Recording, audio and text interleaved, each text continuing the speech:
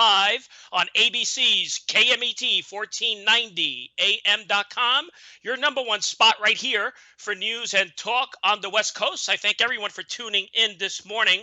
On the telephone line, I welcome to the program a longtime drummer for the band Sister Hazel with hit songs such as this one.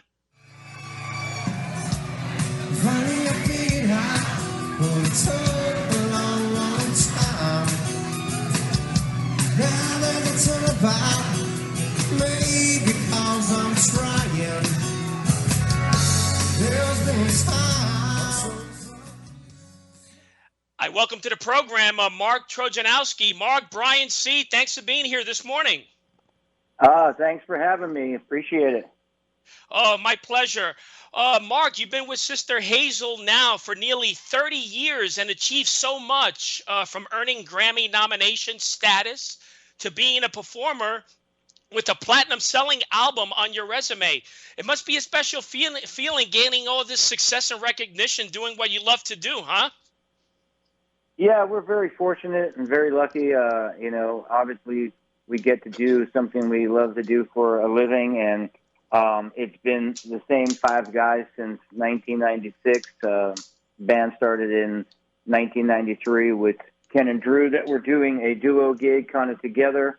And then Jet, the bass player, came in a little bit after that. And in the early 1994 year, they had a different guitar player and drummer. And then I came in the band, and then Ryan came into the band. And, it's been the same guys. And I think that's what kind of makes us, very different and unique. There's not too many bands that keep the same original lineup this long together. And all of us have a different personality, different musical backgrounds, different musical likes. And when you put it all together, that's what kind of gives us our sound.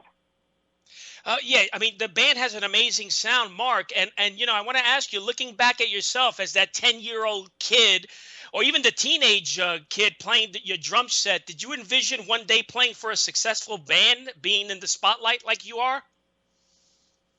Well, I started playing, like you said, at 10, and kind of all through high school, and then I went to music school at North Texas State out in Denton, the famous jazz school, and kind of grew up on jazz music, and that was kind of something I was really passionate about. But my goal was really never to play in an original sort of pop rock band. I really wanted to be a side musician and play for other people. Play for someone like Sting or Michael Jackson or Madonna. Just because the musicianship in those bands was something that I wanted to be part of, and then also being around those talented artists. And it just sort of happened for me, getting connected with these guys. I was getting ready to move out to Los Angeles and was living with another friend of mine who was a jazz musician and drummer from Florida. And he was from Gainesville, where the band was from, and gone to high school with these guys, and told me I should check it out before I go out. And so that's kind of how I ended up getting in the band, was through my friend Tom. And like I said, I didn't really have any sort of inklings or anything of wanting to do that, but it's been very cool because, if you were to play for someone else, you got to basically play all the parts on the record and basically keep the style of how the song was recorded. But in an original band, you get to call all the shots, and you get to basically put your take on what the song is going to end up being. And then playing it live, then you can kind of, play it however you want to play it still. But, it's nice to kind of have that creative freedom in creating the music in the studio. And Mark, you mentioned jazz, and, I do have some listeners that are listening to this program that do enjoy jazz. And you mentioned you grew up listening to jazz, greats like Max Roach and Buddy Rich. And as you know, Roach's style for experimentation and his melodic approach to rhythm on the drum set the standard for modern jazz drummers. And I want to ask you, how influential were those two to your own style of play when you play jazz? Well, I had kind of two sort of time periods with my jazz sort of upbringing. When I was really young, in I would say middle school, high school, all I really knew was like Count Basie, Duke Ellington, Woody Herman. So I was kind of brought up more on the big band style, with, having saxophone section, trombone section, and trumpet section, and then the rhythm section. And that's a different style. And then in high school, I was probably like a sophomore, and I found out that my history teacher was an amazing jazz pianist who really dove into Bill Evans. And that's kind of where all the small group stuff opened, because at that point, I didn't really know who Jack DeJohnette was, or Tony Williams, or Max Roach, or Elvin Jones, or Philly Joe Jones. And so I started doing my research, and then I went up to the Eastman School of Music for a summer jazz workshop in my junior year, and just came back with, like, every small group jazz record that was ever made during that time. And, and that's when I really got into, like, bebop and Miles and all of that stuff. And so that was changing for me, because that's, I really love that music and can listen to that for hours on end still. And that's when I went to school for it, was to really kind of, play that small group jazz. But it's definitely a dying, musical genre, because it's, a lot of people don't support it, and it's hard for musicians to go out there and do that and make a living at it. But it's still like one of my favorite things to do and listen to and go play. Yeah, and I believe your uncles played drums. And is it true that your dad wanted you to play trumpet?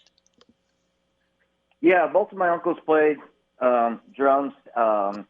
One kind of played professionally in a wedding band on the weekends, and then the other one just kind of, played, but never really did much of it out and about. And my dad did play a little bit of trumpet, and probably around 8 or 9, he was seeing if I wanted to do that, and really didn't have much interest in that. I was really involved with sports pretty heavily all around that time, but it just kind of fell. It wasn't like all of a sudden I wanted to be a drummer or be like my uncles. Like, I just remember going downstairs in one of my uncle's basement, and he had a couple of drum sets down there over Christmas. It was either Christmas Eve or Christmas Day, and stay down there for hours. And it was just something that, I don't know, it was drawn to me, or I was drawn to it. And then they kind of told my father, well, I think you need to go take him for lessons, because he has like a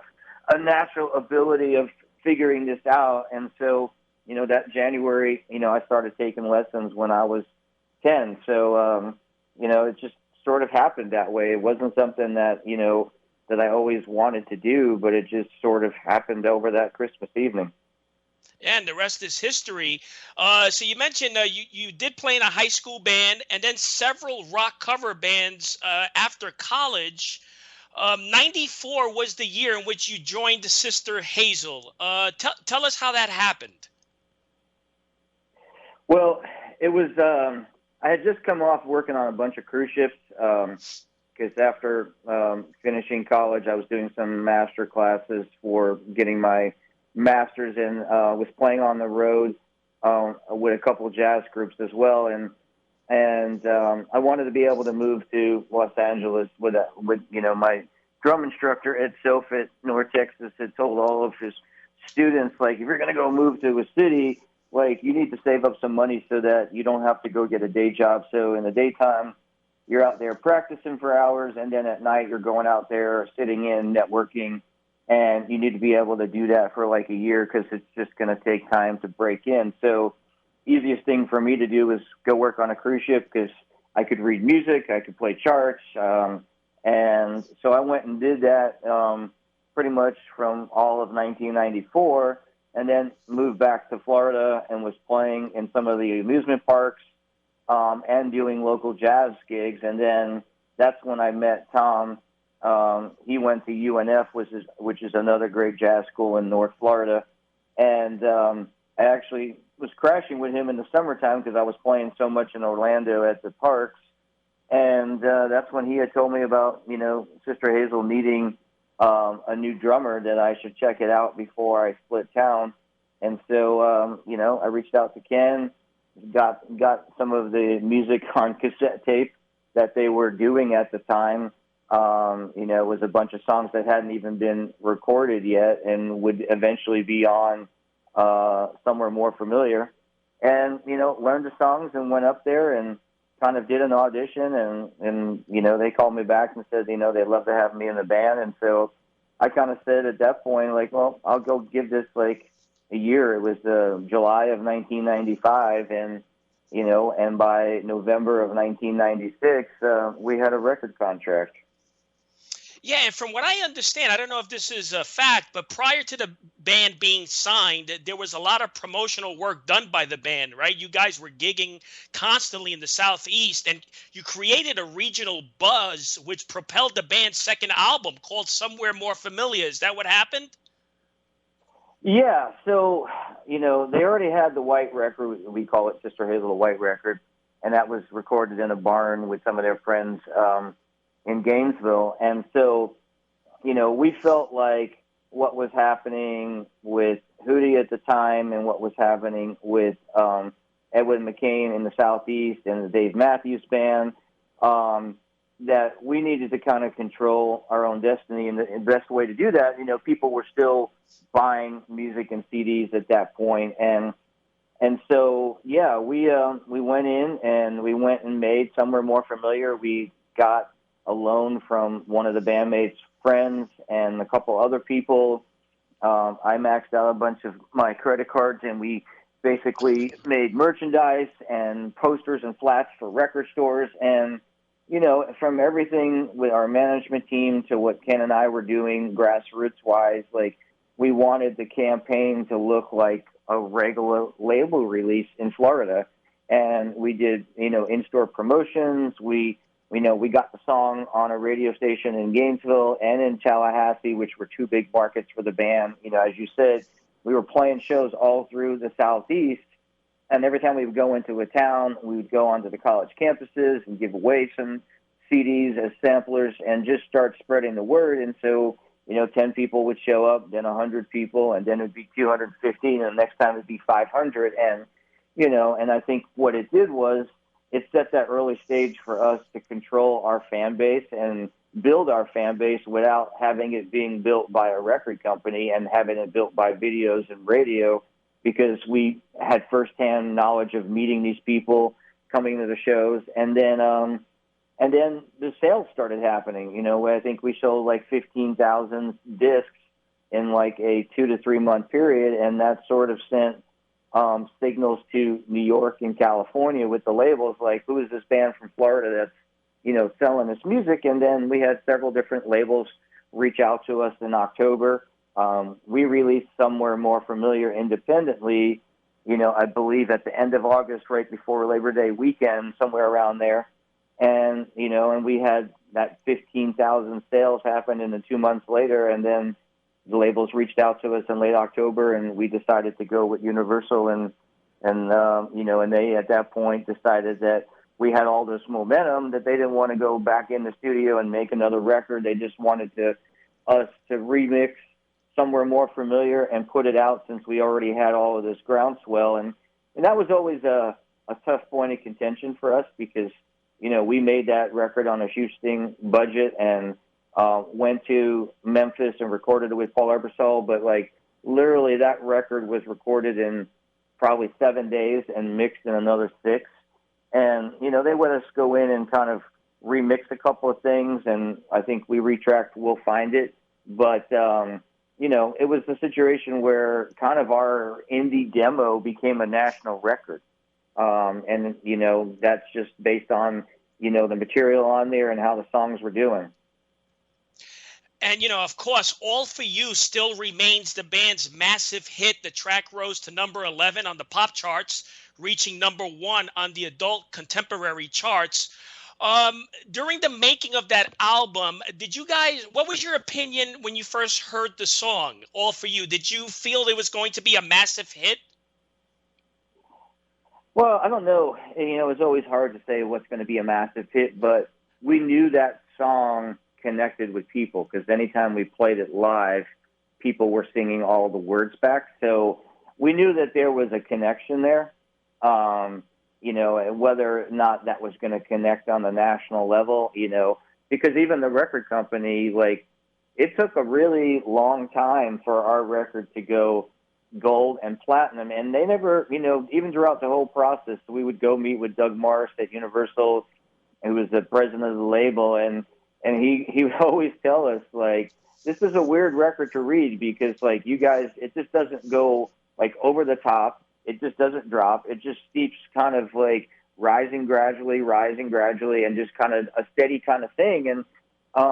And I think it was just because of who the band was and how we were kind of marketed, and it wasn't this over-the-top kind of thing, but it was like people would go see the band, and that would, like, really seal the deal for them because and that was one thing for us, too, that was always difficult. Like, you hear All For You, and, obviously that song we owe our career and our national exposure to, but that doesn't represent, like, what the band is or what the live show is. And so that was always a difficult thing, even with Universal, like, trying to get them to market the band in a different direction because, All For You, even though it's the most song that resonates with everyone, it's not like, if you look at our body of work, that would not be like the generalization of what Sister Hazel is and stands for.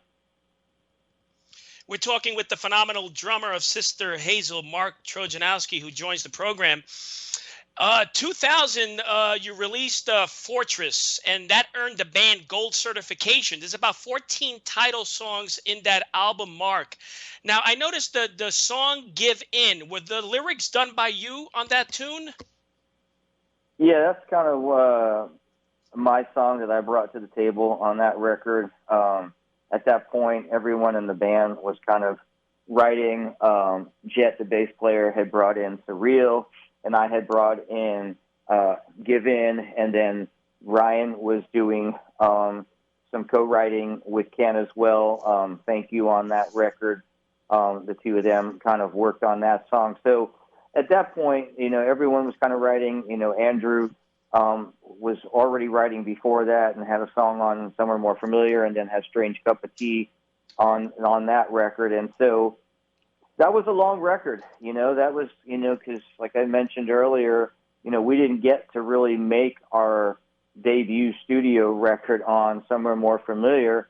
And so there was a lot of pressure to make Fortress, and there was a lot of, like, us overthinking every little thing on it because this was the first record that we got to make the way we wanted to make in a studio. And it was difficult. It was a lot of start and stops, and we spent a summer in LA, and that wasn't working. Tried a couple different things, and then came back east when did some more writing, and then we ended up doing, a session in Atlanta, and we brought back Paul Ebersol from Somewhere More Familiar, and Richie Zito, who was brought into the project in the middle, who had played with Elton John and worked with Cheap Trick. And so, Paul and Richie ended up finishing the record together, and we had an engineer, Don McAllister, in Atlanta, who actually then ended up producing Surreal and Give In, because those two songs were kind of done at the end. But we did a session in Atlanta that we did Change Your Mind, Beautiful Thing, and Thank You, and that sort of got the ship uprighted because, it was just a lot of pressure coming off of Somewhere More Familiar and trying to also us make this great studio record that we didn't get to make. But I really love that record. I think that in the end, it came out great. It sounds phenomenal. I think the biggest thing that, for us on that record, is, that we had any sort of regrets is that, we had Champagne High written and done in between Somewhere More Familiar and Fortress. It was, pretty much being played live, and we knew that was going to be a special song. And it just, for some reason, the label decided to release that song around Thanksgiving and to radio, and we made an amazing video. It never got on VH1 because the song just didn't get the traction, but we'll play that song live, and that song is just as big, as All For You from a crowd standpoint, but it just, from a national media standpoint, didn't get the attention that we felt like it should have had, because it's probably, my favorite song that the band has ever written and recorded. And the band has such a diverse style of music. The band has been called a folk rock band, country rock, southern rock. How would you classify what Sister Hazel truly is? That's kind of a tough question. I think the answer that we all kind of give these days, it's Florida music. There's a swampiness to it. There's a southern rock element. There's a country element. There's the kind of harmonies of the kind of the Eagles element of it. So, I just think, Tom Petty also was from Gainesville, Florida, and Stephen Stills was from Gainesville, and Felder was from there. And so there's just like this kind of Americana, country rock, southern rock sound out of Florida that has kind of always kind of been there. And, and I think the big thing that I mentioned earlier is that all of us come from a really diverse background. I come from a jazz background, but also really loved the Police growing up and what they kind of did. And Ryan is a real talented guitar player, plays slide, so there's a lot of Allman Brothers in his influence and blues type of things. Jet, the bass player, is a huge Beatles fan. And then, Ken and Drew go anywhere from like Indigo Girls to James Taylor. And Ken also was like in his early days, like into like heavy metal and heavy rock stuff. So all of those different backgrounds come together. And so when you're trying to, either write a song or record a song, there's so many different styles being brought to the table that it becomes a melting pot. And there's no question that Sister Hazel is the absolute best with fan engagement. Your shows bring high energy and a lot of humor for the fans. Is that something that's planned, or is that something that comes natural to each and every one of you? I would say it's definitely not planned, but I think that it certainly comes very natural to Ken and Drew. Like I mentioned, they used to play and still do duo gigs together. And, the running joke on that is that they actually will speak and talk and crack jokes more than they play music when they do their duo gig. Right. We do our event called the Rock Boat every year, where we take over a whole cruise ship and make it the world's largest music festival. And we've been doing that for over 20 years now. And everyone goes to see their set, not so much to see the music, but to see like their banter and, their interaction and, their sort of comedy show.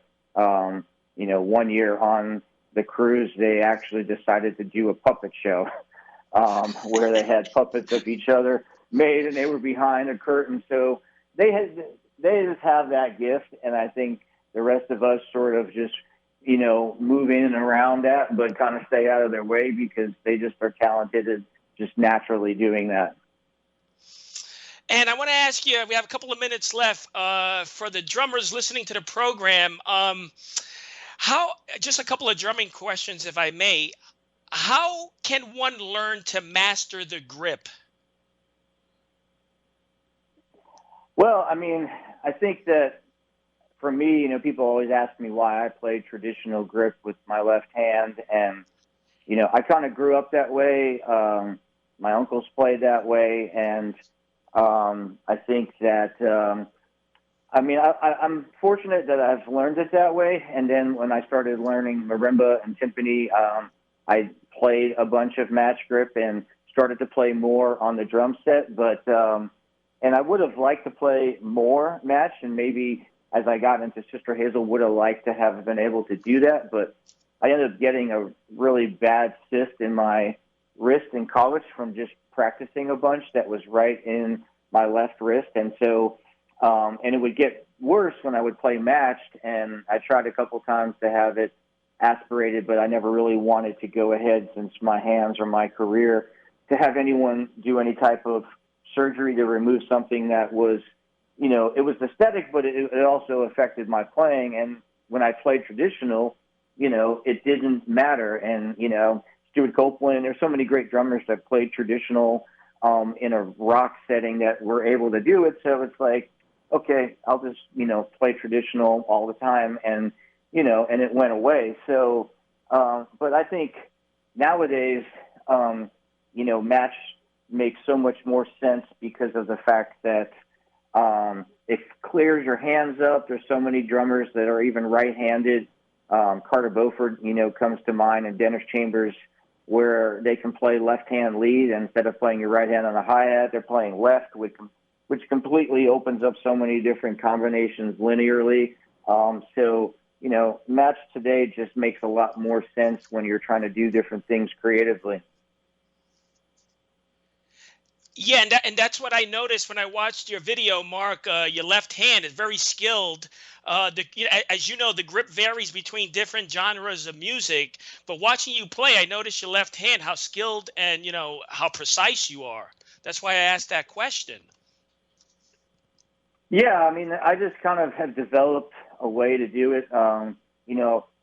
It was initially created with the fife and drum, because the drum would kind of hang on an angle, and then in the marching, fife and drum corps, and that's kind of was a necessity of why people played that way. And then it kind of, went into jazz music, but most people would set their drums up a certain way to do that. Like if you're going to play traditional, you're going to want your snare drum either angled down or down to the right so that it makes sense. And, a lot of drummers also started studying with a guy named Freddie Gruber, who was teaching a lot of like mechanical stuff of how your drums should be positioned for the best ergonomic hand motions and things like that. And so, but there's still so many people that play it because they kind of grew up playing that way. I mean, some of the great drummers of today, Vinnie Colaiuta and Steve Smith and Dave Weckl, they all had played traditional as well. Just fascinating information for me. You're such a teacher of the instrument, and I do appreciate it. Listen, great job this morning. I wish you much success, and keep up the great work. I appreciate it. Thanks for having me on the show. My pleasure, Mark. That was the I can say legendary drummer, 30 years playing with Sister Hazel, Mark Trojanowski. Until next week, happy collecting to all.